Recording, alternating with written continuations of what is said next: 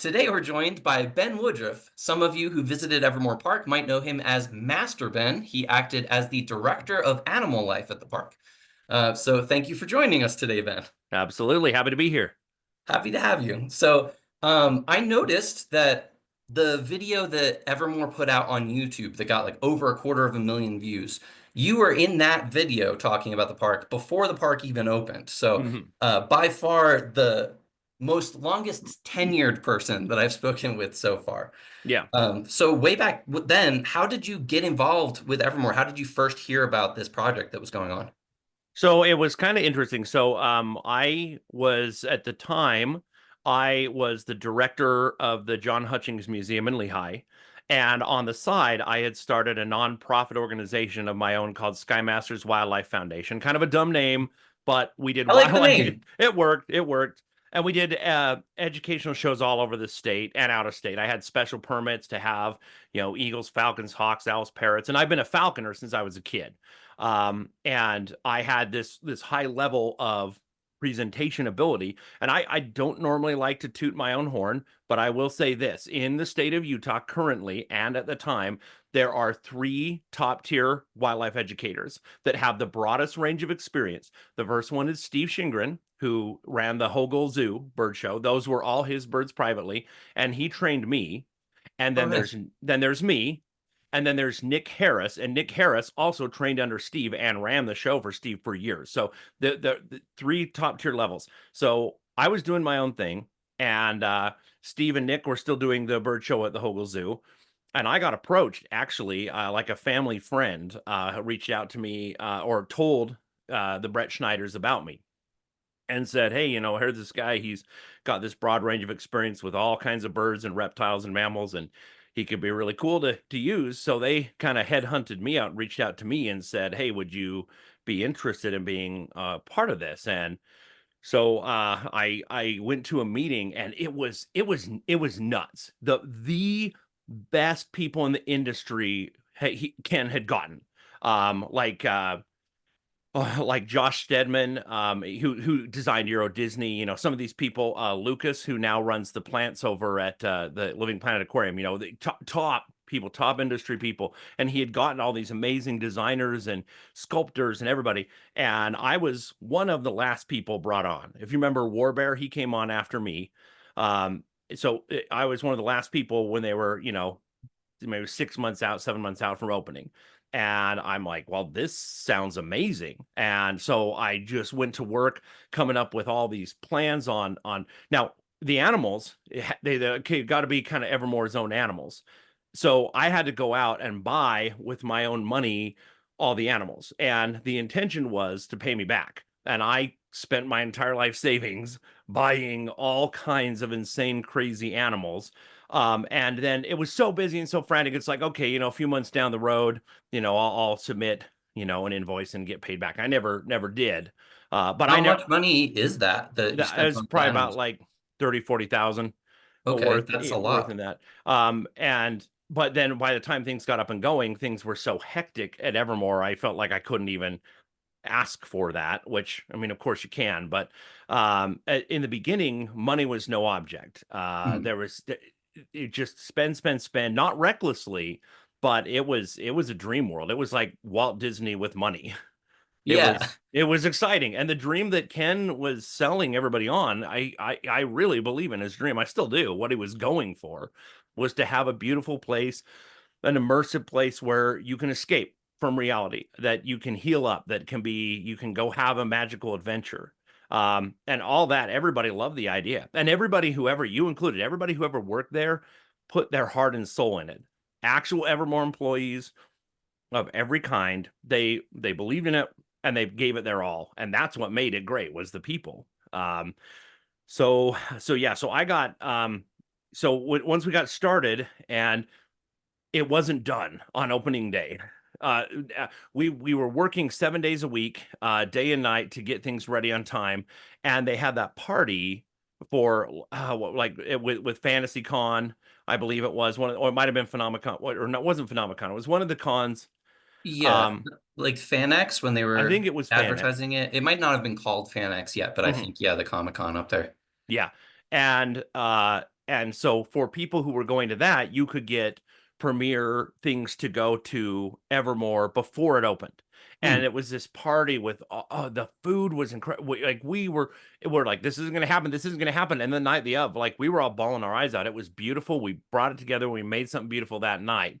And everybody who came loved that opening party. But then opening day was kind of like the park isn't finished, and there's nothing really to do. There's kind of some people with animals, but the glass house where they put us, it wasn't finished. There was nothing in it. So I just had open cages, like just cages, and there was the lights weren't on in our Yeah, building. I actually recall that. I went to visit the park in its first season, and Hmm. that's one of the only things that I actually have a memory of is walking into the glass house. Like I didn't know what it was at that Hmm. time, but like I can recognize it in my memory. And it really was just y'all in the dark holding really cool animals It's and cool like animals that talking about wanted it. to be asleep, you know. Yeah, yeah, that's true It, too, because it's it was dark. rough. Well, yeah, I don't know their sleeping schedule. You would. Yeah. Well, and that was the thing when it was originally pitched, and this was the idea. I wasn't misled. The idea was, hey, this is going to be a park open every day, even Hmm. throughout the week in the daytime, and we're going to then maybe eventually do stuff at night. So all the animals, I trained them. I was supposed to be doing an outside flighted bird show, a demo with like big, like I had done elsewhere. Yeah. That was the intention, and then it was very quickly within the first few weeks we only had people that were basically want to come in the night on the weekends. And so it's like, okay, shift this over to where you're doing it that way. So that's the reason why that change took place is they tried to do it the way they wanted to at first, where it's like a daytime all day park, but Hmm. then they only got demand during the evenings. Evenings and weekends, yeah. Okay. And they had and the biggest problem with that I think is just that Evermore needed rides. It wasn't intended to be that kind of a park, but Yeah. that is one of the problems. If it had have had rides, it would have appealed to the general public. You still could have had the fantasy element, but I mean, I loved it without rides. I loved the place, but I think that's what it needed just to have a general audience coming in and going on a little bit of some thrill rides. Um, Yeah. and It's it, at least a more familiar offering. Like yep. you can say to somebody like this is an amusement park and that's what they would expect. It's Mhm. you don't have to go through the effort of explaining it. Because otherwise, that was always the problem. People are like, "What is Evermore?" And we throw the word immersive, but other than that, it's like, okay, you're kind of telling your own story. But and they change constantly, constantly, constantly. And I remember too. Josh Stedman tried to kind of bring some reason in his way of doing things. He was like, and again, I love everybody I worked with, and anything I say, there's no slander. I'm just kind of telling the story of how it is. And when we were get to that crunch time, the Vander's Keep was done, and it was beautiful. Not Vander's Keep, The the Legion, tavern that once you the go tavern. in, yeah. Yeah. And he was like, let's just do it a small thing. You come in, you sing some songs, you have a party in here, and then you go. Let's just do this. We'll do it small. Next year we'll build it big. And Ken was like, no, come on, let's push through. Let's make this whole park open. And so we did. And it was so ugly in the day, and as soon as night hit, then you could have lights hiding things and highlighting what was done. And so every day I just longed for the fall months and the winter months when it would be beautiful. And the train wasn't done at first. Mhm. But fortunately, after our first season, I'm like, look, we got to do shows in this glass house. So we built a stage, and I got more animals that could be better for suited for night, and we started doing more shows. And that ended up being the one thing that everybody always loved. People would come to Evermore and you'd see it in the reviews. You can still see in the reviews online. I don't really understand the place, or we had fun, but we really love the animal show. You know, we worked our butts off. And we were doing a show like every 10 minutes at first. And finally, it ruined some of the animals. Like Oh yeah. literally, I had to get rid of three parrots that one of them started plucking his feathers because it was so stressed having to work at night. Oh And I'm like, no. we can't do this. We cannot do this to these animals. So we got them to reduce the number of shows we were doing. And then we just in between have animals out that could handle that and that people could pet or talk to or see in between shows to kind of have like outside meet and greets. And I had to buy, more animals, for that out of my own pocket. It's wild too. But when I left, when I finally did all the paperwork and looked over everything, it's like I was spending out of pocket 10 grand of my own money every year in bird food and animal food and supplies and permits and all the stuff that was needed. So it was a pay to play. And but it was just once we started and we're open, it was survival mode the whole time. It was it was really nuts. So we built up the show, we made it better and better and better. People really loved it. And I felt like we were something that was consistent. Anybody can wrap their head around an animal show, even Yeah. if it's at night. And we made it funny. We added I bought my own sound system and we installed that. But oh, and I'll give these to you if you want. I got pictures from when I left. Um there the there was a little side room into our building, and it was infested with black mold. And we Oh kept, no. and I actually almost died and got hospitalized from it, almost died of pneumonia from it. And they said they traced it back to that.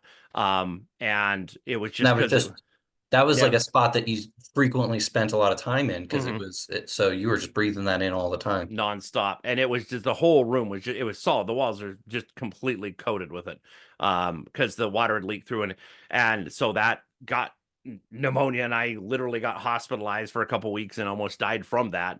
Yeah. But they couldn't do it. It's like I told them, hey, by then they were having kind of new people sort of running stuff. That was towards the end, but Do you mean like the very towards the end, like the last couple like months? last year is Yeah. when it got that bad, and then I was when I got hospitalized and was in the hospital for 2 weeks, and like Dang. I literally almost died. I walked, it took me 40 minutes to get from my car to the emergency room at 2 a.m. And they said if I had come in 10 minutes later, I would have left in a body bag. Jeez. I'm And when so they did sorry the that happened. That's yeah, terrible. it's rough. But I mean, we kept saying, "Hey, look, there's this black mold. We should do something about it." But they just, it was like our department was valued, but part of our value was we brought a lot to the park, but we kind of minded our own business. We didn't cause problems. We just added, and we didn't cost any extra money because I was putting out 10 grand a year of my own money to run the department. And I always, and I was always like trying to feed my staff because it was so, you know how cold it gets in the winter, Yeah. and so I'd always, make crock pot meals and try to feed my staff on the cold weekends and just try to keep up the morale, keep people happy. Was there like an understanding from the people who were running the park that you were having to take all this burden on yourself? Like, were they aware of it? Did I you like ask for? sometimes Uh-huh. sometimes I bring it up, sometimes when I brought up, because I just figured, after we opened, I'd get the initial payment back from all that stuff. But then after, like 6 months, when I brought it up, it was just kind of, well, hey, we're tight. We'll get to that. We'll get to that. Push it down the road, push it down the road. And it's like, okay, well, this is clearly never gonna happen. And same thing. Anytime, usually if I brought stuff up, and I wasn't dismissed, there was always sincere intention. It was just they were always putting out too many fires. Mhm. And it well, and let me back up a little too, because I want to Yeah. I want to give a little defense for everybody who was running things, because uh originally, so apparently the industry standard, like if you're a contractor for Disney and you're like, go build a theme park or go build a new ride, the industry standard is you do not get paid until 1 year after you're done. So you finish building this new ride and then you submit And the people are on invoices, it for a year, and waiting then on the it for a check year. comes in the mail. Yeah. And Stedman told me, he's like, yeah, oh, that's the industry standard. If you're working for Disney or Six Flags or some of these places, that's the industry standard for these big, big, big contractors. Yeah. Well, Ken had never made a theme park before. Who has? And so he would go back and forth. Some people, when he had all the money in the world, he'd be like, here, let me just make you a bunch of huge payments. Or then, oh, well, here, can I put you out a few weeks? And then contractors and subcontractors would get pissed off, rightfully so, because it's like, why did you just pay a big lump of money to this subcontractor and these over here Yeah. didn't? So in the early pre-opening and opening days, there's a lot of people who justifiably got very pissed off, including the main contractor. And as I understand, him and Ken since kind of made up and came back together and had some mutual understanding and tried to work things out. But it was rough because normal contractors, you're expected regular payment for the work you do. Yeah. Even the 1 year after completion thing, like obviously I've never worked in the theme park business, so I Mhm. wouldn't know one way or the other. But that Yeah. seems weird to me. Like, do you believe that that was accurate when they said I that? do. I do for like major contractors. It's kind of like military contractors. Mhm. If you get a contract for like Boeing, for example, you're like, okay, we're going to give you some upfront money, and then you do the whole job. You design the airplane, and when you build us them, then within a year, then we do all the paperwork and all the tax work, and you get paid. I think that's the industry standard for big, huge Yeah, these huge contractors. corporations that can like They wait can that long kind of Yeah. thing.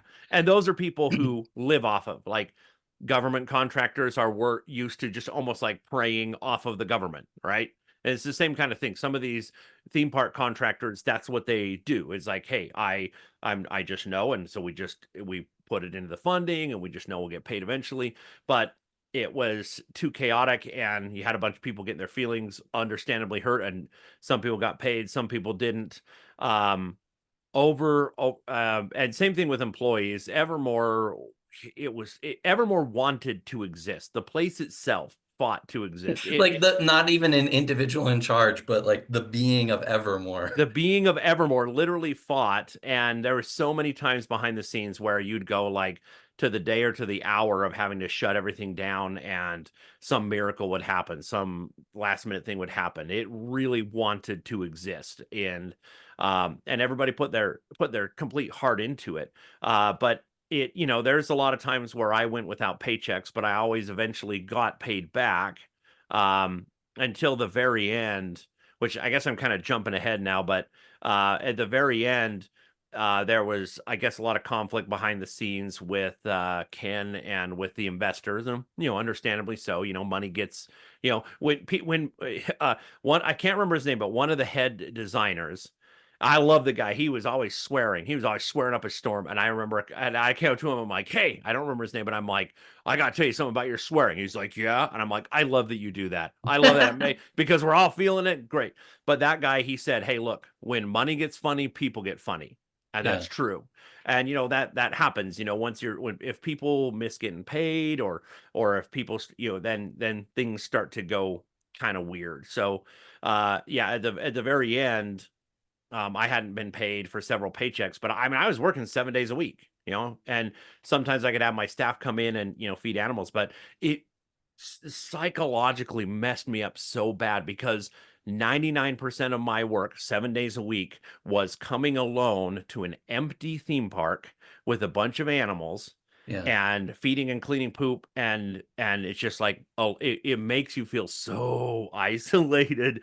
Yeah. And there And you don't get the fulfilling part of actually being able to like show people cool stuff. mhm. It's just the hard drudgery part. Yeah, and then when you're doing shows, it's like, okay, you come in that night when you got staff, but you're all doing shows. You're not, because it's like, okay, you're doing shows, and then in between, we never took breaks. When we would just do a show, and then everybody go out and have your birds, have your animals, and let people interact with them.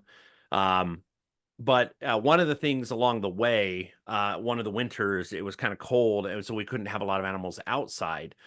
And Ken was like, can we get like goats or something? I'm like, you know what? Why, how about we'll get some alpacas and a llama. And I've always wanted to work with them. So I bought those on my own and trained them. But it was, I built all the equipment, built all the stuff to wrangle them with, and trained them. And they did great. People loved them, but, Yeah. Those but were a highlight during my because I only really visited regularly during the last 2 years of the mm, park, and they were always out there like like mhm. people. Yeah, it was a highlight, just like you mentioned. Yeah. And yeah, people like that. There were so many weird little miracles along the way. I just like I remember when this Renaissance fair closed down and they gave us all those tents. And obviously, those are tents that should be taken down for the winter and reset back up, and they were just left up forever, obviously. But they added so much, and then we brought in vendors and that added really what I think I wish, and they probably wish this too, retrospectively, if I could go back in time and say, "Hey Ken, here's my advice to you. I'm from the future." I would say, open Evermore as you wanted it, but make it a rental and event space, and where you can have like conferences and stuff and weddings and wedding photos, and then you can have minimal staff, and you can hire caterers outwardly. They can use your kitchen, but have caterers outwardly, and have and then also once a year have like a 1 or 2 month long Renaissance fair. Get the Renaissance fair people from Utah and say, look, we're doing an actual thing. You can come in as vendors and make it Utah's Renaissance fair, because other states have that with permanent structures. And that, I think, would have done well if you didn't have to constantly have staff, but people are like, hey, yeah, 2 months of the year we can go work at Evermore as, in the Renaissance fair. Yeah, but Um, outside of those 2 months, like then the then just the have more park that you city-going. would recommend to him would be like not open to the public. Like you couldn't get like a ticket and just come in on a weekend or something like Yeah, that. that it would just be beautifully landscaped, beautiful gardens and the mill and everything, and bird feeders and wild birds everywhere and stuff. Have that kind of thing. But because out of staters will pay gobs of money. That's what we found out. A lot of people were like, "Hey, can we rent this place out for a wedding or even just wedding photos?" Yeah. People or a lot of corporate retreats. We did do a lot of those, but we could have done so much more concerts, things like that, if it was more of a loosely an event center, kind of like the Thanksgiving Point Gardens, Yeah, that's kind of what I like was that, thinking of. a little closer to that Yeah. with a Okay. fantasy flair. That's But interesting. But in that world, there wouldn't be the animals there, right? Like nope. probably they wouldn't play as much of a role. Yeah, I would have been out of work. Well, and the other thing too, Ken has said since, and he's right. He's like, hindsight's 2020. He says if I could do it all over again, I would make it um all indoors, like the grid, building the size of a grid where you Yeah. can control lighting and temperature. So even in the winter, you can have it be day at night or night at day, and just make it much more controllable. But he really so he Ken, I love Ken. I adore Ken. I think things got mismanaged, but I also think it was circumstantial. But I love the Brett Schneiders. I don't have ill will towards them, and I think I could have reason to in theory, but I don't. But his vision was pure. His dream was, when he had a really rough childhood, and he dreamed Evermore as a kid. That he would imagine he'd be out working in the tobacco fields, and he imagined Evermore. That was his imaginary place in his head while he was cutting tobacco leaves. And he wanted a place where everybody could escape. And that's a beautiful vision. And I think Ken is an amazing visionary. He's a Walt Disney, and what he needed was a Roy Disney. Somebody to be in charge of the money and keep them Yeah, kind of like on somebody to keep track. him kind of, yeah, to and because Walt Disney, genius, but his genius was only able to be successful because he was partnered with a Roy Disney. And Ken, if you Yeah. ever see this, that's not a slight against you. I still believe in the dream of Evermore. I still love it. I just think I think it's really hard to be a legitimate dreamer and a legitimate visionary, because you want to create. And Ken's an artist. He's a painter. He's a creator. He's not a nuts and bolts kind of guy. He's not an economist. That's not his strength. So that's one thing that I wish had been a little different. Yeah. Yeah, I mean, I feel like that is a reasonable comparison because Walt Disney was very ambitious and he had these big ideas and a picture in his mind of things that could happen that other people maybe thought he was crazy for. Mhm. But he kind of got lucky, you know? Like he said those ideas and there was a ton of people around him that made it happen. And you can, especially seeing what we did with Evermore, you can easily see a alternate reality where it just didn't pan out the Well, way it that could it have has flopped. today. Oh yeah. Which is what everyone predicted beforehand. It's Mhm. what seemed more likely at the time. Yeah. But it was all of us. It genuinely was. The vision was set. We all loved it and believed in it, bought into it, and made it. We were like, hey, let's make this. Yeah, we all put our hearts and our souls into it. And it actually really kind of pisses me off, because kind of the new people who got it, some of their videos, people show me clips of it. And like some of them were going around and saying, like, oh, look at the weeds. The people who were here before us didn't care to. I'm like, are you kidding me? Every staffer had to constantly, every day we spent hours weeding. All of us. The gardeners weren't Yeah. there anymore. We all weeded. It's like, yeah, when you bought the park, nobody did anything with it for months. And it's like, I it's kind of sad. Yeah, I've seen those videos you're talking about, and I might ask a couple more things about like specific stuff with them. Yeah. But before I do, this might be like a lore drop for you. Hmm. This week, the new people who did hatch the egg and everything, Hmm. announced on their YouTube channel that they have been kicked out off of the property and are being Mm. sued by Brandon Fugel. Hmm. So they're not going to be involved with the park anymore. They've deleted every YouTube video that was on their channel that it had the park even visible in it. Hmm. Well, I think there's like one or two exceptions, but they dropped down from a large collection of videos and they deleted everything except for 8. So Hmm.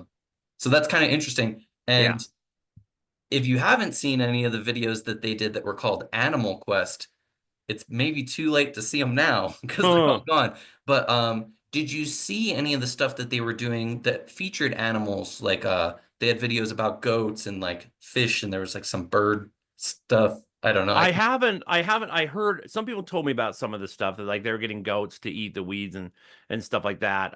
When I left, they were starting to drop people. It was after so October 31st Yeah. of was it last year, year before, whatever year. Then we were told Evermore is going to close down. This is our last hurrah. Yeah, it was supposed to be October 31st, 2023 is the final day of Yeah. Evermore. They were like And planning for it. and then after that, uh, that night, it's like after midnight, and they all haul us in. And I'm not going to say his name because I'm going to speak a little more frankly about it. But one of the investors came in and said, "Hey, Ken's not going to be the director anymore. I'm running the place. He'll still be there in a creative way, but I ask you all to give your all, and still, if you're still in, I'm still in. I'll work for you." And we're like, okay, all right.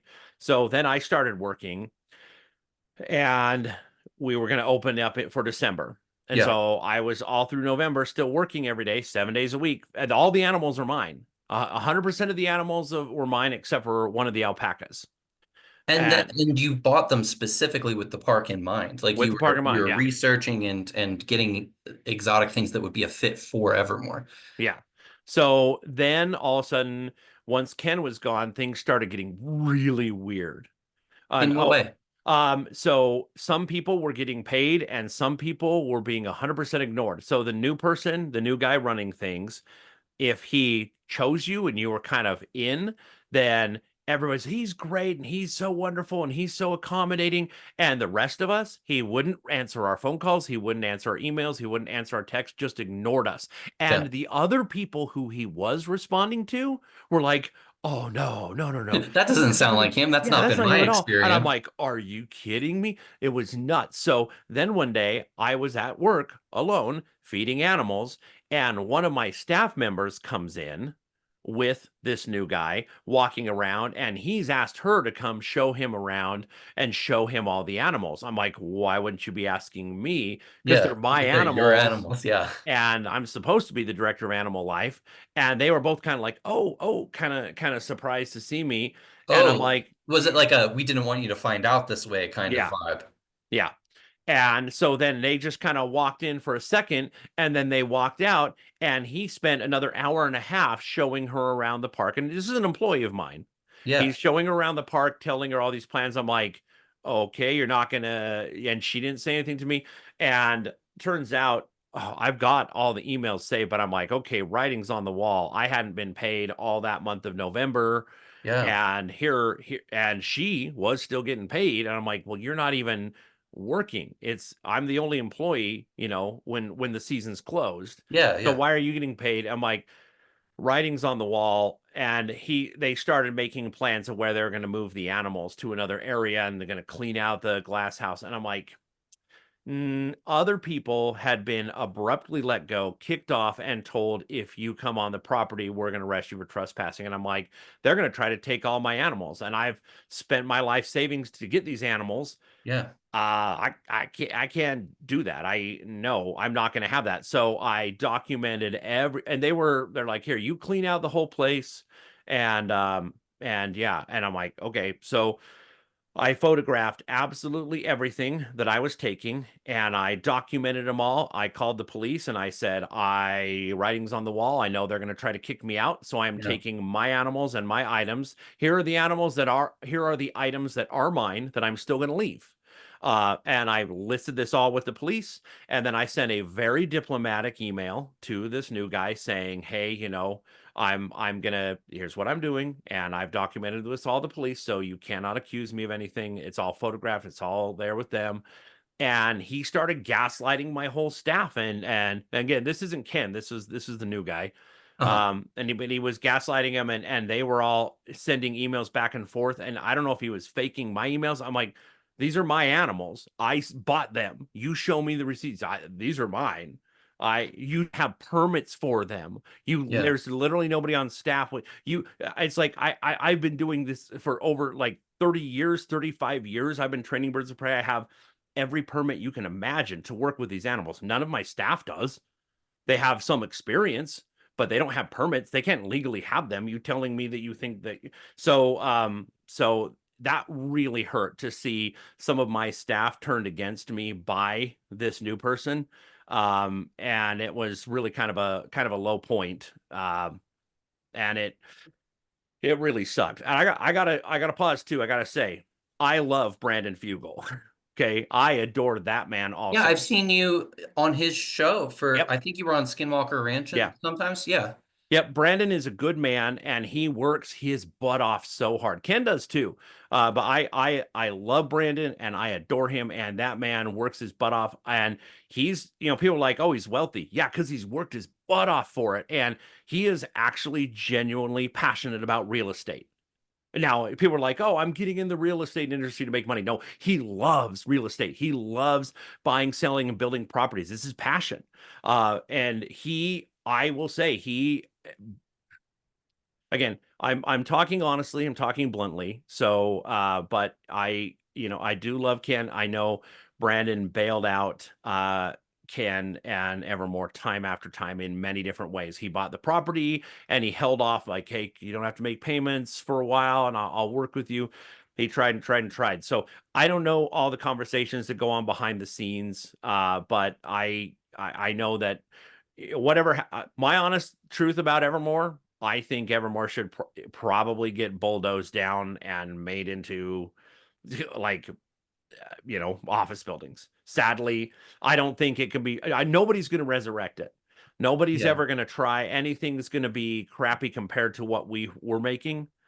I sadly think that. And if Brandon still, I didn't even know if Brandon still owned the property or not. Yeah, he does currently. The new people who are on the property were just kind of in a I can't remember the like actual legal terms, but they were like just making sure that the project was something that they wanted to move forward with before they actually closed on it. And while they were on there, they found a lot of stuff that like you were talking about, like black mold in the glass house. Mhm. And yeah, just utilities that don't work. I would Yeah, say that it sounds like it being bulldozed is the most likely result, sadly. but I mean, who knows? This has Yeah. been such a crazy story with this property that I wouldn't bet any sum of money on what happens next. Yeah, I don't think you could sink money properly into the place to resurrect it. I think there's an infrastructure stuff Yeah, with the water rights and those kind of things, and electrical, the amount of stuff. And there's not if you had a plan where you're also going to have if there were rides, that would be different. If you said, hey, we're going to resurrect this place, rebrand it, we're going to have rides as well that'll appeal to people. Okay, maybe, but it's the same problem. Euro Disney, it has always suffered because it's a cold climate place as opposed to yeah, Disney World and Disneyland. In the winter, people don't want to get out. In the winter, people are poor. And so I don't think there's any model that can work, especially post COVID. Everybody's like cloistered in their house. We're all poor. Everybody's stuck to their phones to socialize. People aren't getting out and actually playing anymore. And if they are, then they're going to probably go to some place like Disneyland where they can go on rides where everybody's got something. yeah. So, It is really tough to keep something like this running. Even you pointed out Euro Disneyland or Disneyland Paris now. yeah, And in their decades of operation, I think it was just last year that they like turned a profit for the first time ever. yeah, So if we tried to stretch Evermore out that long, we still have mhm, decades ahead of us before we see our first dime. So mhm. Well, um, and I hear, and I don't know. And again, I don't wish ill on anybody. all the people I've worked with, I love and adore. I think people I afford a lot of grace to everybody involved in this whole progress. I think people have made some wrong choices here and there, and I think people have done the best they can under the circumstances they find themselves. But I put a lot of grace to all the people involved, and I just think it was a beautiful dream that I don't think there is a plausible way in today's world, a model to make it work. What because if it's a one-time thing, Utah is a thrifty state. We're not going to spend money to go and go and go and go and go. Again, the same thing. But if it's a progressive story, when we tried that, when we're just like, no, it's a progressive story, we got down to where we were only having like 70 people a night, and they were the happiest people on earth that were so into the story. But it's like you can't do that. You have to appeal to a broader audience. You Yeah. got to make it more general. There, I think now they're trying to make the tavern. They're trying to do a tavern downtown, and I wish them luck with that. But Yeah, they just put up today that on February 25th is going to be, it's been finished for a while. They've had some private parties there, like birthday parties and stuff. mhm, But we should be able to visit on February 25th. nice. It's like it's different though. It isn't a freestanding building. It's kind of like a movie set that they've set up Mhm, inside of a warehouse. But it yeah. has like the exact tables and bar and stuff from the old Mm. tavern that they But put then it's there. climate controlled. You can Yeah, that control helps. lighting and climate and everything so much better. So, Yeah, I um, wonder how much it'll be because it is right next to like a garage door. hmm. Um, but like it's better than nothing. So Yeah. Yeah. It'll be interesting to see how it goes. But yeah, like I said, I love the Brett Schneiders. They're good people, and their dream they meant well. I adore Brandon Fugel. That man is so passionate about everything he does, and he's got a great heart. He is a really good man. And I support all his. And again, I love what Evermore was, and I love what we made. And it makes me sad to think that it might get bulldozed, but if it does, hey, I salute it. It's like, hey, we did good. We made something beautiful while it yeah, was there, and Brandon bent over backwards to try to accommodate it and help it survive. He really did. I know for a fact, behind the scenes, and so I appreciate that fact. And if it tried, and we made a lot of people happy with what we did, but I mean, it was for me, it was devastating because when I left, I had all these animals and I couldn't sell them, so most of them I had to give away. oh wow. Um, So it's a and huge loss to you. mhm.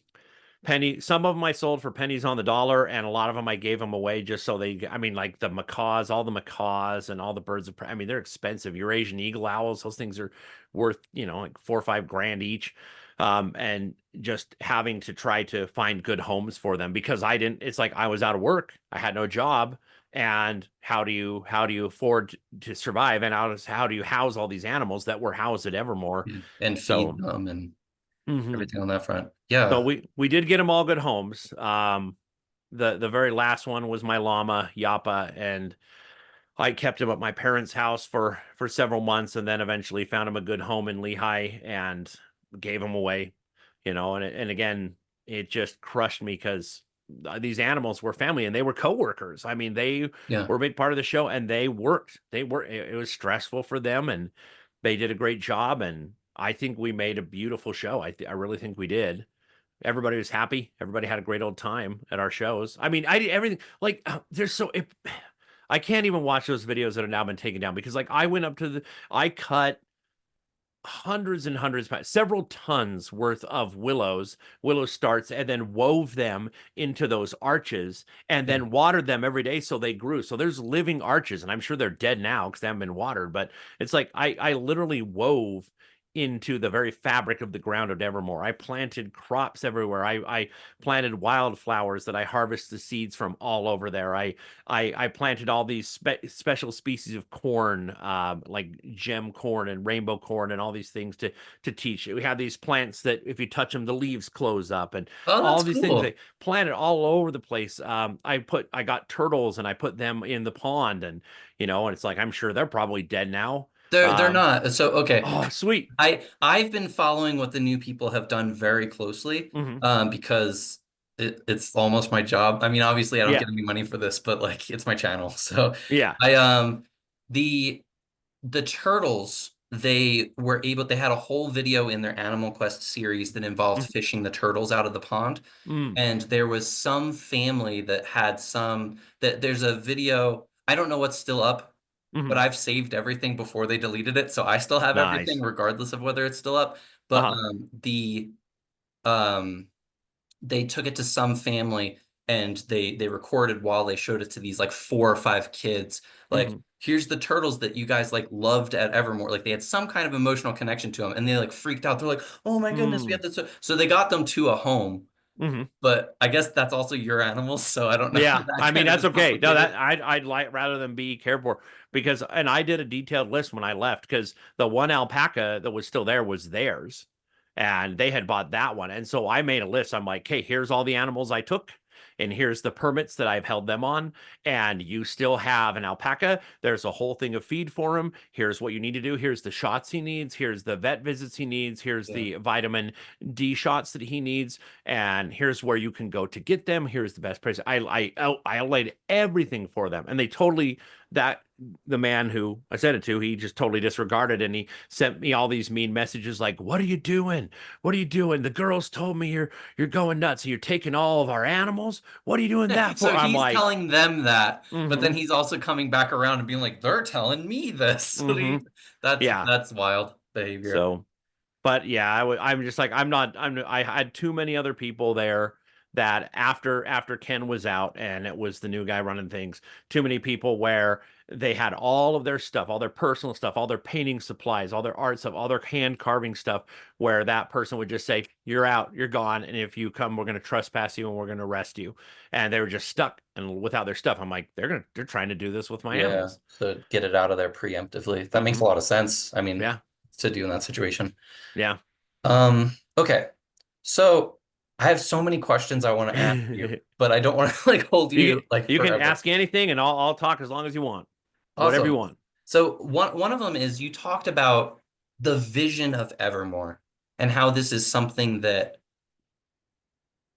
Ken thought about as a child, even like Hmm. this long duration thing. Um, For me, trying to understand and learn about the vision of Evermore is like the most elusive thing possible. Because if you ask anybody, it's completely a different thing that they think Hmm. the value that Evermore provides is. Yeah, Um, like even with the animal show that you mentioned, like a lot of people come in, the animal show is something that is understandable because it exists outside of this place. yeah. They've probably seen a show where you can learn about animals somewhere before. So it's Hmm. like very like entry level. Do you think that okay, so the question is two parts. Do you think that you have an understanding of what Ken's vision was before people slapped like all of their stuff on it? I That's I guess part A. I think, yeah, I think I do because I was there. If you see all the art that was done, Yeah. um, both by Ken and his daughters and other artists, amazing art. Just you have no idea. It was so exciting at the beginning. I've never been so charged to go into work before we opened. It was just like we're this army. We're so excited, and Stedman is like, "Okay, team, all of you are working 7 days a week until we open."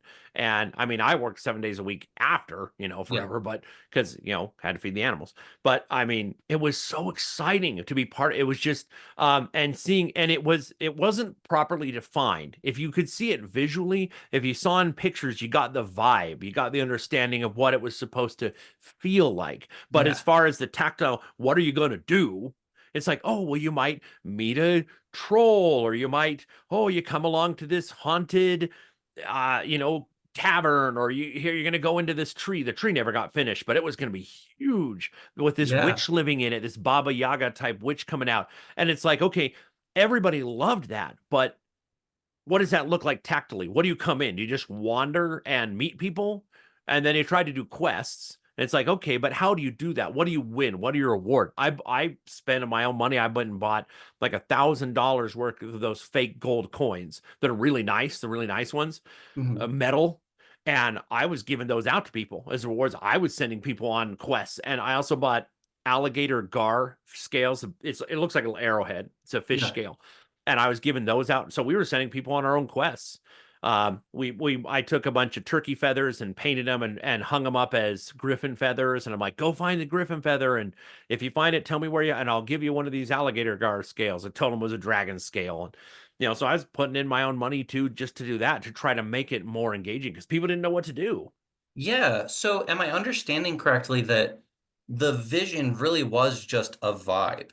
Because I A understand what you're visual. talking Yep. about. I saw the video that you were in before Hmm. the park ever opened, and I got that same feeling that you and I think a lot of other people did, to the extent where like I was graduating that semester, and I Hmm. was like, okay, I could go into the field that my degree is in, that I just studied for years and years, Hmm. or I wonder if Evermore would like I was literally ready to just like drop my future and like try to be involved in some way.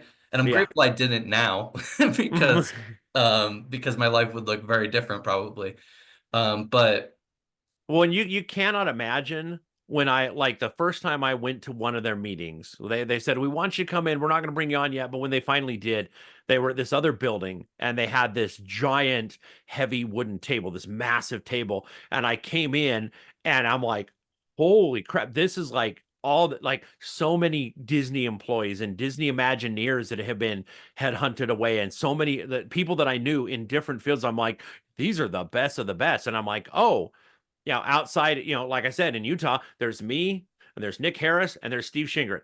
And and again, I normally don't toot my own horn, but as far as breadth of experience, like who do you know who has vast falconry experience, but also knows how to train owls to fly in the daytime and who has permits to work with eagles? There's only 27 people in the country like that can work with eagles in a falconry sense. And it's like I was like, oh, and that was kind of made my heart flutter a little to feel like, yeah, oh, you're one of the best I'm of the one of best that's these. been invited. Yeah. That's what it felt like. It was really exciting. But and the amazing people, the most amazing talent before opening, and people kind of kept dropping off as things kind of fell apart after opening. And what it felt like, if you see water flowing down a river, but Mhm. then behind a boulder, you see something get stuck in an eddy turning. That was me. I kept You seeing were the new only people one who come stayed in. and didn't They'd move be there on and to they'd the go, new people, and it was like I had survival guilt. I mean, I literally had survivor's guilt because I saw people that I loved and care about go, whether they were let go or whether they went on their own accord. Mhm. And I was just still there doing my thing with my animals, going to an empty theme park 6 days of the week. Just, it's weird. Did you So I want to get back to the fact that you were there for such a long time and you Yeah. stayed when other people Hmm. didn't. Um, but before I forget, were you surprised ever that Ken wanted to bring on animals? Because initially it doesn't seem like the obvious thing to do in the park that I imagine he was Hmm. imagining. Like Yeah. it was like a very like, oh, it's like a well, okay, maybe it does kind of tie into what I imagine he was imagining. Were you surprised at all? Did you feel like it was a good fit? What he wanted for in the daytime was a good fit because he kind of envisioned falconers roaming around, like, kind of Renaissance falconers with the fancy hats and, oh, here's my eagle. And then, oh, come on over here to this little arena and we're gonna have flighted shows, and who knows, maybe we even have jousting there and then have a bird show and then jousting and a bird show. And that's what I trained all the birds for. I was to have falcons diving hundreds of miles an hour. I had them trained to go up to drones and dive down in. That was the plan, which I Yeah. think that would have fit the vision better. But once everything switched to night from almost the first week, then it was like, okay, we gotta adapt radically, and it shifted. Yeah, that is interesting because the way that you're describing the initial vision does make sense to me because he's Hmm. trying to create this world, this kind of Hmm. mystical, magical world. And you would imagine that there would be falconers that Hmm. inhabit it. Like that would Yeah. be part of that being a living world. Hmm. Um, I even designed up like a falconer's like a like, here, come over and apprentice it, kind of like, where we had the alpaca yes. enclosures, Yeah. kind of like that. But oh, we're gonna have hooded birds out all the time that you can come and see, and we're gonna teach you the different birds, and you can hold them, you can learn about them, and then, oh, come over, and it's these times we're gonna be flying them. So it was meant to be more like, oh, in every town you're gonna have the cooper, the barrel maker, you're gonna have the blacksmith, you're gonna have the falconer, you're gonna have the armor. And so it made more sense. Yeah. It would have fit the world better. Gotcha. Yeah, that makes sense. I think that would be really well integrated. I think I think the fact that they changed it to just being mostly shows, like mostly surrounding the glass house, Hmm. maybe contributed to how you guys were, for better or worse, right? It kind Hmm. of in your own separate section that didn't Yeah. interact with the rest of the company as well. I will say, being outside of the animal group and seeing you guys, a lot of us were jealous because it seemed like you were a lot happier. Mm. Like you were having a good time, you were working Yeah. really well together, and it sounds like you were taking care of them, even like providing food for Hmm. them on cold nights and stuff. So, Yeah. um, Well, and part of that, I will say, I we had a lot of autonomy, but really, when I've talked to some of the other higher ups, I think it's because the people in charge, like, they're like, we don't know anything about animals. We don't even know what to say to ask for or to not have or to have. yeah, As long as you're making people happy, do it. And they gave me autonomy within that range. It's like I could ask for money for employees during season, and I had my salary, and that was it. Other than that, it's like, are you making people happy? Are you getting new animals? Fine. They didn't care the fact that I was putting in 10 grand a year out of pocket. They didn't care of extra, supplies or stuff I was building or bringing in.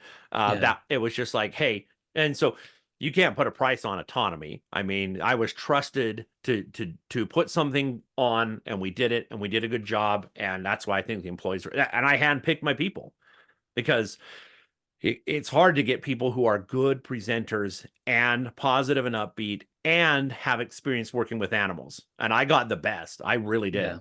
did. Even the people who turned on me, if they see this, I love you all. I salute you. I wish you'd go back and look at what I sent because falsehoods were said. It's like I was just looking out for the animals and myself. So, Yeah. The crew was great. I mean, obviously I didn't see like how everything ended, but mhm, it was always nice going by the glass house. Everyone was super friendly.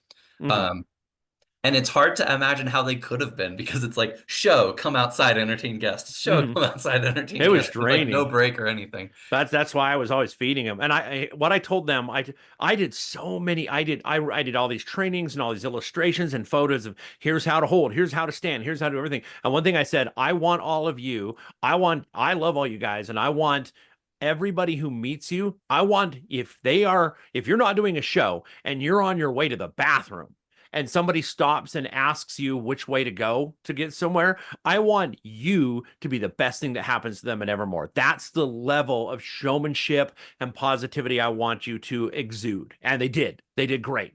They were positive, even if they're freezing. We got ponchos for everybody, and we all poncho up and bundle up, and but yeah, and they did good. They were amazing, and I handpicked them for that, and they rotate through, but they were good, good, good wildlife educators. And Yeah. some of them have moved on to do their own thing now. Some of them are kind of doing their own side little, have their own permits to go around and do educational shows, and they'll have a couple birds, and it's like good for them. Glad Yeah, I. that's cool that they were able to take that away and like Hmm. a positive thing grow from it. Yeah.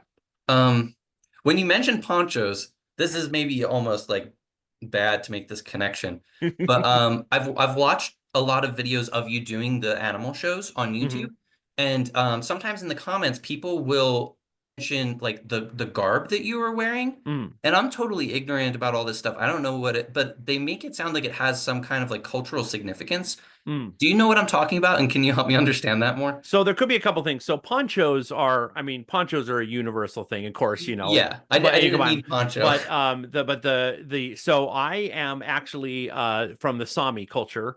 Uh-huh. If you've seen the second Frozen with the Yeah. whole people and the whole dam, that's actually based off of my people on something that actually happened in the 70s. That's Oh, a no real way. story. It's wild. So my ancestors live in teepees. We call them levus. Mhm. They have a taller door than a teepee. Other than that, it's a teepee. Santa Claus and his elves are based off, including the curly shoes, the weird hats, all of that. That's Sami culture. That's my culture, my ancestry. And so I started to bring that in. We started to decorate some of the glass house with some murals of one of the spirits of the forest, Amandra, that antler lady with the red, and we used reindeer stuff everywhere. So that was, and my brother was working there with me too. So we both would wear that. And some of the rest of our staff were like, hey, can we wear that too? It's like, hey, yeah, go ahead. Sure. Wait, let's kind of teach a little bit about our culture in between as well. and teach a little bit of Sami history, and people kind of like that. Some people were like, "What was this about?" And that was where that came from. That's really cool. Yeah, I'm figures, very ignorant about Sami culture. I didn't even know that like a lot of the stuff that you said that like Frozen 2 is like that part is based on true Directly. story and like Yep. the interaction with um yeah, like Santa Claus lore. Yeah, That's all the Santa lore. Santa is based off of a Sami Nawadi, which is like a shaman, and he's wearing red. So mm, we used to wear red. Then Christianity came in and said red's the color of the devil. You can't wear it. So we started wearing blue, but then we started doing red ribbons, and now yeah, yeah. sometimes. But yeah, all of it, all the reindeer magic, and some of it's about psychedelics, like the Santa Claus. It's like flying reindeer and mushrooms.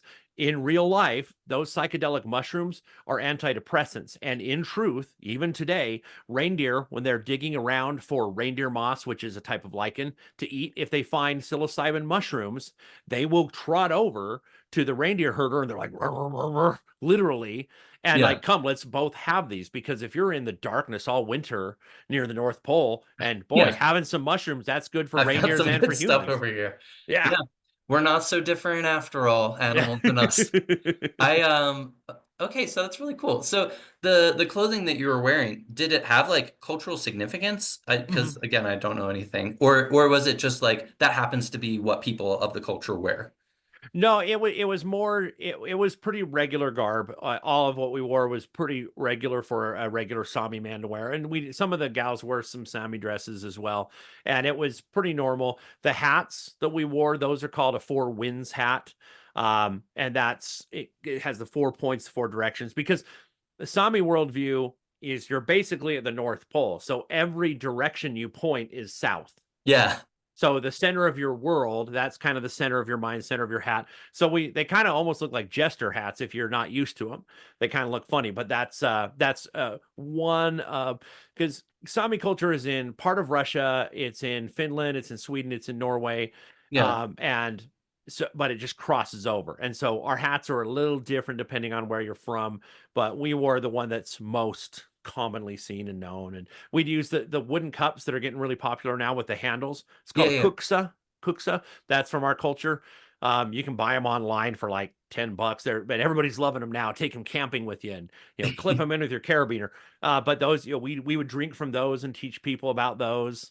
I had a reindeer lined up, and it was a female. The females have their antlers in the winter, and I'm like, Okay. I'm getting us a reindeer. I got the permits for it, and I did a down payment to buy this reindeer, but that was close enough to the end. I'm like, you know what? If Evermore falls, I know I can find homes for llamas or alpacas, but a reindeer, that's hard because you need a permit. Yeah. So I didn't get it. And it makes me sad. That would have been so cool to And just, that would have been just in like that final year that mhm, it would have come in. That would have yeah, been so cool thematically for how they trained try to like reindeer. dive into the winter stuff during the Mhm. Aurora season. That would have been so Would dope. have been so magical. Oh, well, I mean, I'm glad at least you didn't have to deal with the backlash That would getting have rid of it. crushed me. That would have crushed me because my whole Yeah. life, because this is my heritage. Here I am, this, dude in the deserts of Utah. My whole life, I've wanted to train my own reindeer and go packing with it, just like I do with llamas. I've Yeah. always wanted that, and if I had, that would have destroyed me. If I had to Have it be that get one, close and and then then it would have broken me. yeah, it was really interesting in that final season, because from the first day of Aurora until the very last one, they were advertising animal shows on the website. Wow. And I came in, I was doing a live stream on the opening night of Aurora, first time that we went in, and so I'm like recording the whole time. I went up to the info desk and I was like, "Hey, what time are the animal shows? I'm not seeing anything about the animal shows. We want to go check that out." And they were like, like they talked to each other, and then eventually the more tenured one was like, "Yeah, so we're not doing animal shows at this time." And I was like they're just not here tonight, or are we? She's Mm, like, "We're not doing animal shows anymore." mm, That was like like I was asking genuinely. It wasn't like I already knew yeah. what happened and it was a pointed question. Mm, It was so shocking because, like you said, that was the consistent thing through mm, Evermore. They changed so much stuff from season to season, mm, but there was always you and the animal show from That the was beginning consistent. until that last season. And Yeah. there was nobody there for that last season after you left. Well, and part of me feels a little bad, but it's like I hadn't been paid in a month and a half. So here I am driving my gas guzzler 7 days a week to feed all these animals. And it's like, and I'm like, and they won't the new guy would not respond to any of my texts or my messages. He was Yeah, responding to those two staff members of mine who were not on the clock, who weren't getting paid. He's messaging with them, making plans, but will not talk to me at all. I'm like, okay, if I'm never going to get paid, what am I doing here? I am there's you know. for sure. Yeah. And I don't mean that as a criticism of you at all. You Mhm. 100% did the right thing. I was just reflecting on what that was like because it Yeah. was, yeah, it was interesting. That there was Brimstone, as you Mhm. mentioned, I think Yeah. was their name, that was the only thing left. But they kind of Mhm. just like stood there in the barn by themselves, or that little Mhm. whatever it was Yeah. called, the little alcove Yeah. stable thing. Well, that was the hard thing too. Like one of the other ones had to undergo some medical treatment and then had get rehomed. And I am like, that was one that because because I bought the llamas, they bought the alpacas. And I'm like, hey, I've been paying for all the shots and stuff, but this guy, like his eye's infected. You got to do something about it. And they like, we don't have money to do it. We can't do anything. And that's why I had to rehome him with a rehabber. So Gotcha. Okay. that kind of stuff is just, it's just, and again, again, I put a lot of grace there for people because I think people meant well. Everybody meant for Evermore to work, and it was about survival. Almost from day one of opening, it was about survival, and so I give a lot of leeway to bad decisions that were made or poor managing choices here and there. I give a lot of leeway because I don't think any of it was meant with any ill intent. I do think after Ken left, there was some pretty poignant stuff, which that was done by some of the new administration that I can't stand behind. I don't think there was good intent behind it. I think there was some kind of some dark stuff that I don't like. But with I think everything that was done by I think everybody who worked at Evermore really meant it and put their heart into it. I think Ken and Patrice really wanted something beautiful and really hoped to make something great. And yeah, and I think Brandon's a saint for just how well he's held things up and tried to work with the people running Evermore to try to give them as much leeway as possible, way above and beyond what any normal person would do. So, he wanted it to work too. So it was wild, the whole Yeah. thing. Yeah. I've tried to hold back on making us like casting assertions about people I don't know Hmm. with because in past videos my default is always to like for the first, second, and third time I've seen somebody like do something bad, Hmm. to still love them. Yeah. Because I don't know, I have a lot of people I care about who make mistakes all the time or Hmm. whatever. But I think that like base instinct ended up inadvertently hurting some people Yeah. who were hurt by these people because it's never fun if you've had a really painful experience with somebody and then you see Bob at Evermore on the YouTube channel being like, this person seems great. So I've tried to dial it back, but I do share and appreciate the instinct Hmm. to care about people. Yeah. That we're all imperfect humans and stuff, but Yeah. And um that doesn't mean that certain things, if things are wrong, they're wrong. I'm not trying to make that okay. I'm just saying I don't like publicly talking ill. There's like I said, like there's certain names that I'm not saying. yeah, People might infer who it is here or there with some of this stuff, but it's like, if you and I were sitting down having a private conversation, then maybe I'd be talking in more details about certain things or things of that I'm course. pissed off about. But it's like I don't want to air out dirty laundry, but I want the facts out. It's like, okay, here's how it was, here's the good, here's the bad. Bad things happened.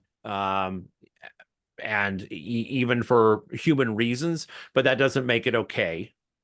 some of this stuff, it's like it's not okay, but I can understand the motivation of why, and that, yeah, Yeah, yeah. that's awesome. I think that's all people can hope for is I think the people who listen to this kind of stuff are just interested in learning more about the history. Like Hmm. there's things that occurred. So Yeah, and there's so what many it things that were intended well, like all the water, like how much money was spent with water. Well, there was a well made and planned, and it never got fully put in, and then there was additional problems. It's like all the water for watering the whole place, yeah. that was all supposed to be taken care of. That was planned for originally. So many things were planned for, but they didn't happen right. Or that fountain, yeah, just there's so many things that were well intended, but and yeah, there's people who misquoted too. There's a lot of contractor stuff that went down where people said, "Hey, we'll build all of it for this much," and then, "Oh, actually, it's going to end up being this much, and the park Yeah, isn't ballooned. done." And what do you do with that when you now? I mean, it was originally budgeted to have enough to build the entire park and have like a nest egg to run it off of for 3 years. That's what they had planned for, what they budgeted for. Which feels like a reasonable thing to like that's Hmm. exactly what you would want to shoot for to have at least that much savings set aside. Yeah. So, so it's like, it was so cool at the beginning. It was so Yeah. cool planning it. It was just so What do you mean? How exciting. was it? How was it? What were the biggest differences when you started Everybody, and when you ended? everybody was excited. Everybody, if you were so downtrodden, the creative studio, they were always building new creatures, and it was just like being at like the Jurassic Park studio. It's like seeing all these creatures being built. You just go through and see what they're working on, and I jump in. I made a bunch of stuff for dragons and dragon trainers. I made hoods and stuff for the dragons. We were Nice. gonna have a whole dragon trainer show that never we I fleshed it all out, but it never fully came to fruition. So it was just exciting, creative, just the energy. Everybody was just bringing their best, and it was electric just to be part of. I mean, everybody would just like get caffeinated up and just like working, and they'd burn rubber to be to work an hour early to just start cranking and working on stuff. But I'm amazed how much just little things that like the tents. When those tents got put in, that added so much more. And the train, every day I'm like, please, please, please. And the You're guy, na that train was just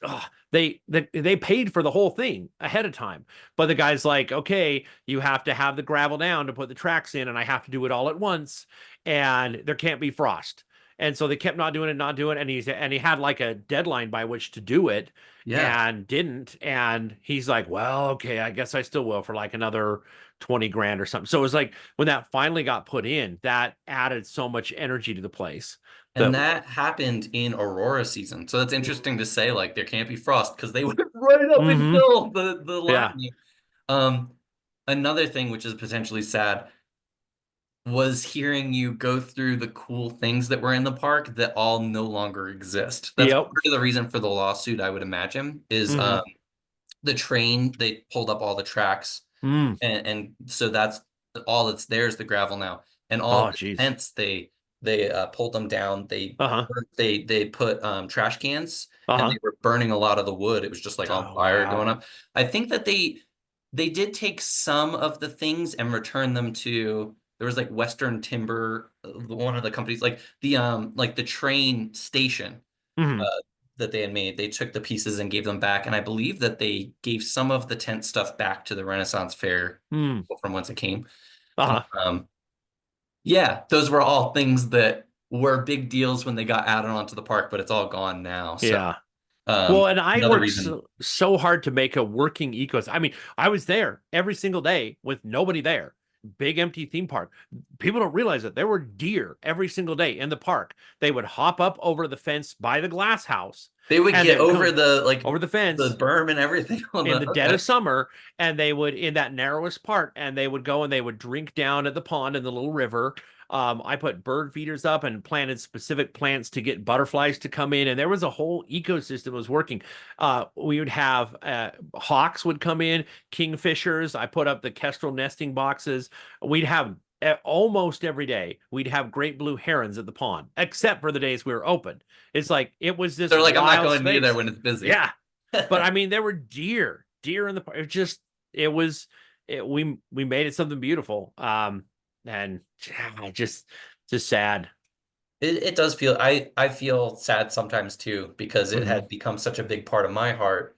And like Hmm. it is kind of like grieving. Like every once in a while it just like you get reminded and you're like, "Oh yeah, like that's gone." Like Yeah. that thing that I used to like talk to as if it were the entity of Evermore, Hmm. like you said. But yeah, I did see a lot of that beautiful nature stuff. You posted some videos that I had seen towards the end of the park where it's like Hmm. look, like here's like when a hawk would come by, you'd be like, check it out. Like they're all Hmm. coming for I think you posted it on like the main Evermore group, which is why Yeah. but I had visibility on that. But Hmm. um Which that one kind of makes me mad too, because that Everfolk was set up as so Evermore had all its actual Facebook pages, yes. and then the Everfolk was the Evermore Park community. And me and the two other people who originally set it up, those two people were gone, and it was just me.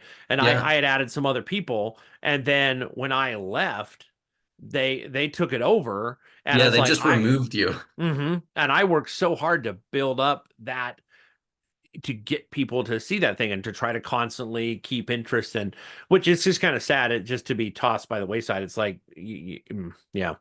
Yeah, the whole Facebook thing was really weird. I had a video where I mentioned that you were one of the admins, and then they just got rid and Hmm. put just the official park page was the only remaining admin.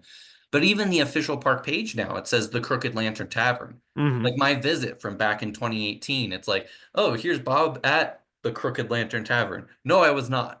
Yeah, Like yeah. I had nothing to do with that. But Instead of building a new one from scratch, they just tried to take over the clientele and yeah. the momentum we had built up.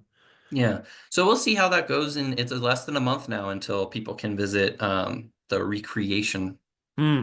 of that building at least. But It'll be interesting, and I wish him well. Again, I don't wish ill on anybody. I question. And again, I think it's coming, from investors, and I assume Ken's still involved. I think whatever it's like, you got to try to keep something going to try to get some sort of return. I think the world has shifted. I think the world's changed. Everybody's cynical and downtrodden. Magic is gone, and I think a Crooked Lantern Tavern idea in Las Vegas would be great. I think they yeah, would do well there. I think here it might struggle because people could be like, well, I could just go to a regular tavern.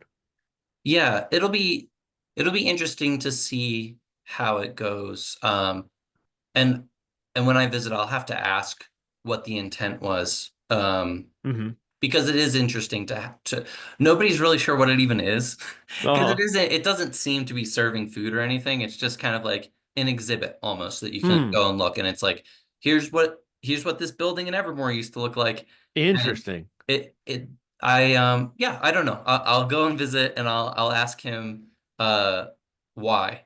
Yeah. What the hope was for it because maybe it's Hmm. cool, but that was I think you're right. That was one of the main criticisms of Evermore is it may have performed better in a more tourist oriented area, Hmm. other than Pleasant Grove where we don't get like a ton of through fare for visitors.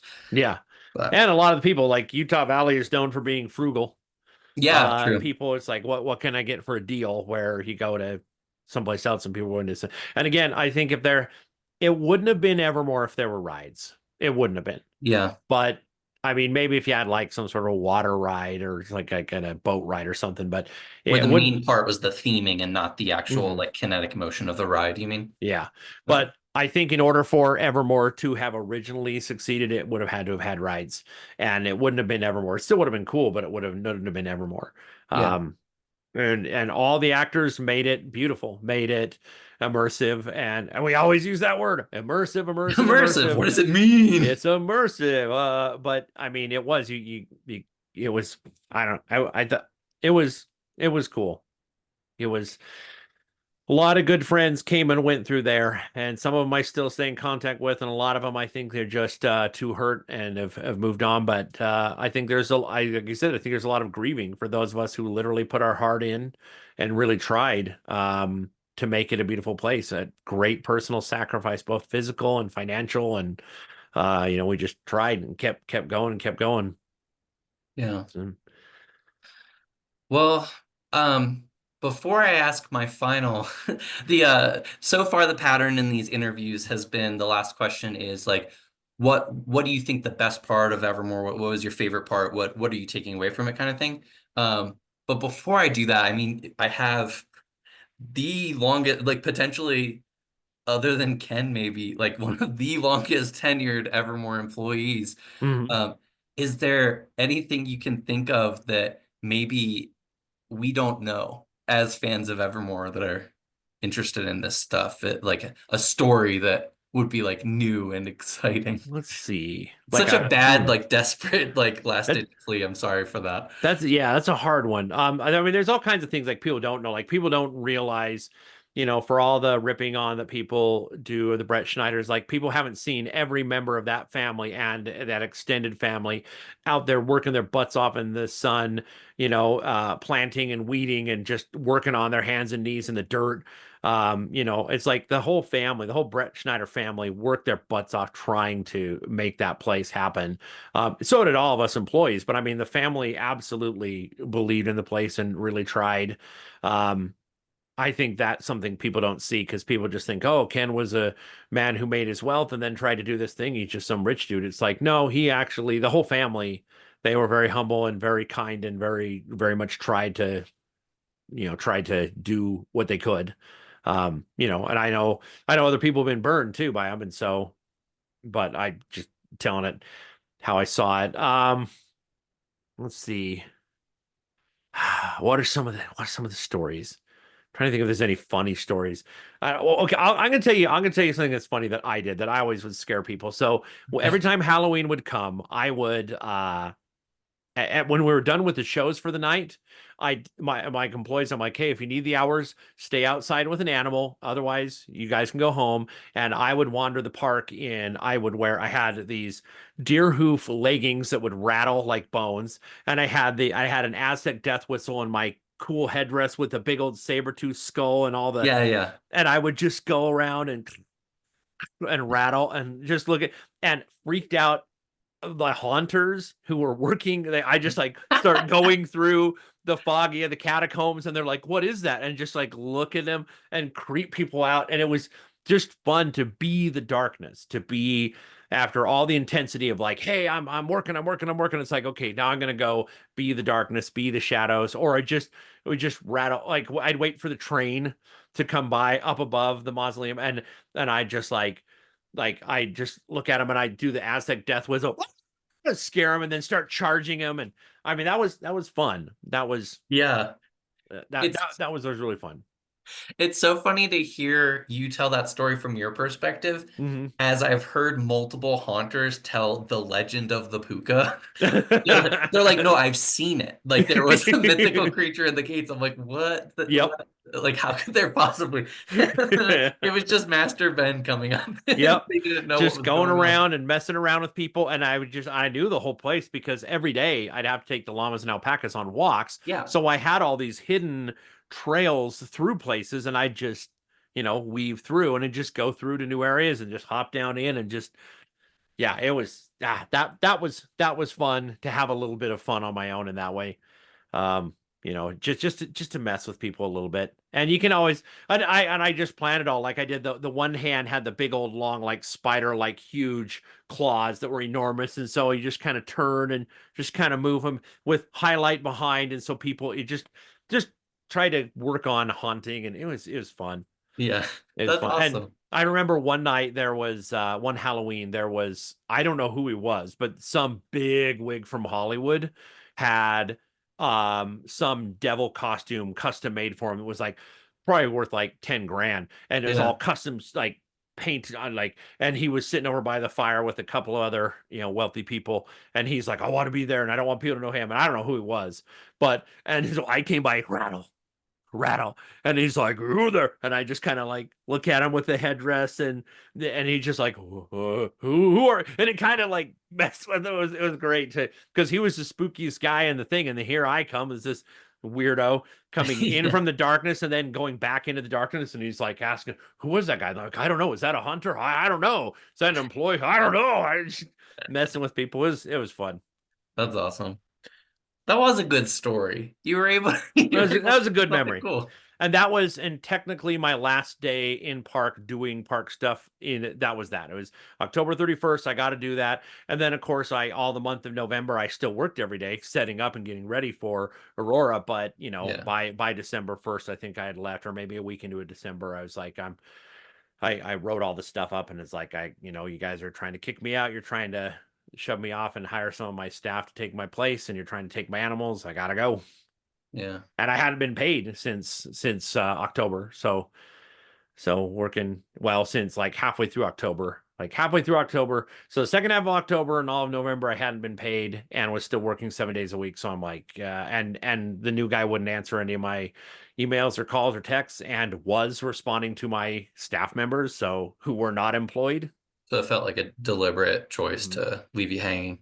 Yeah, yeah, kind That's of was. rough. Again, I'm sorry that happened.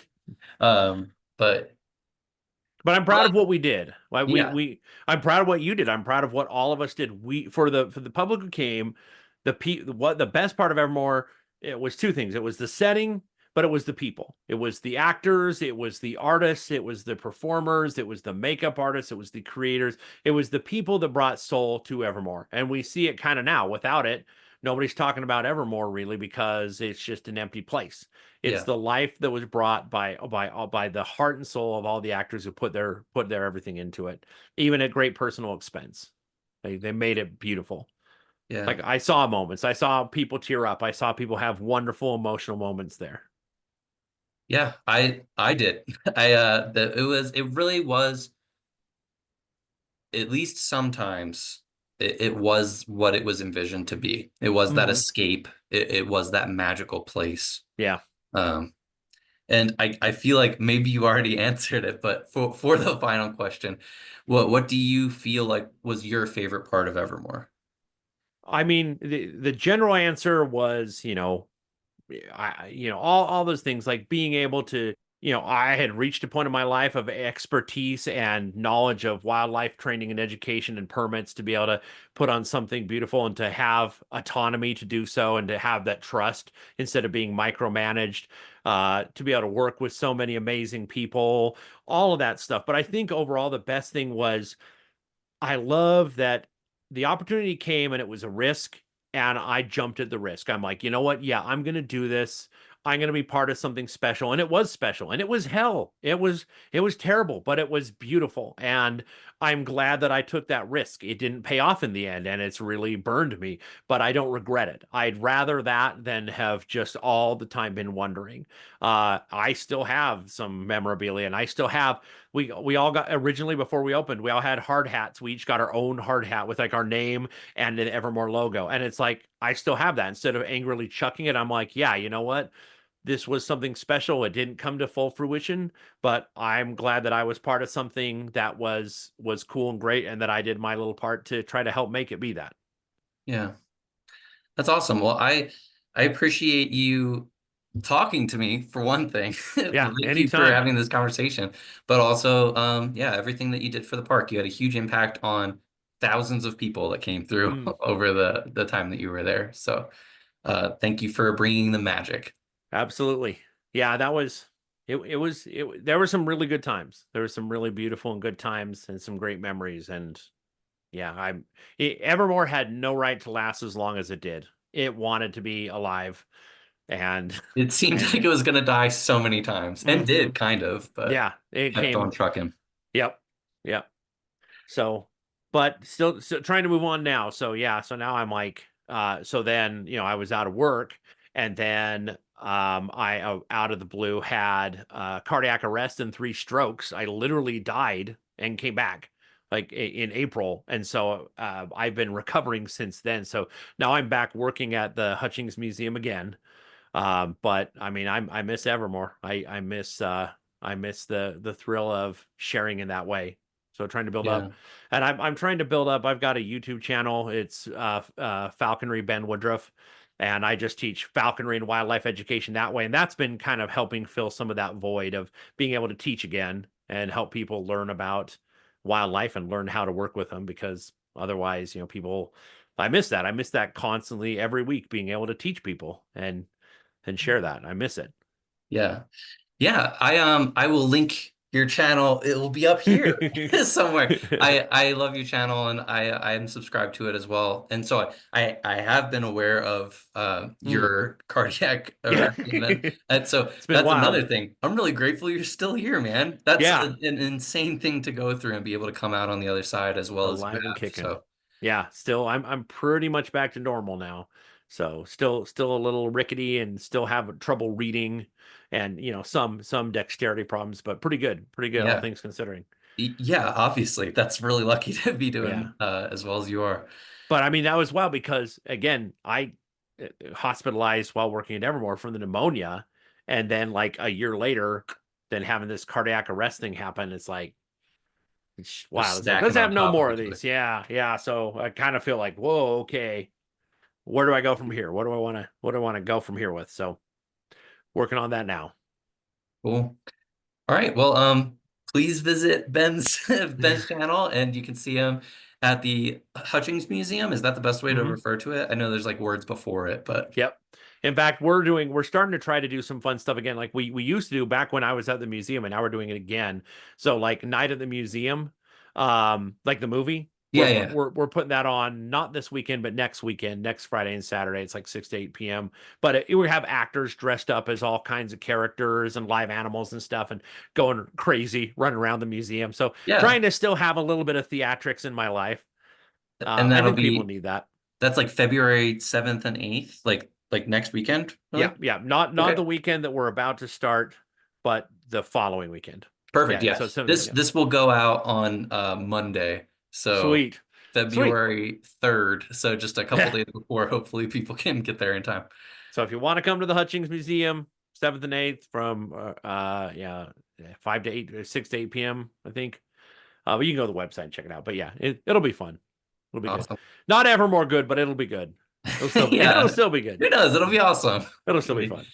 awesome. All right. Well, thank you again so much for taking the time. And Absolutely. You're very welcome. I will talk to you again. And then for people who are watching, we'll have another conversation with somebody else next time, I guess. Sounds good. See All ya. right. Okay.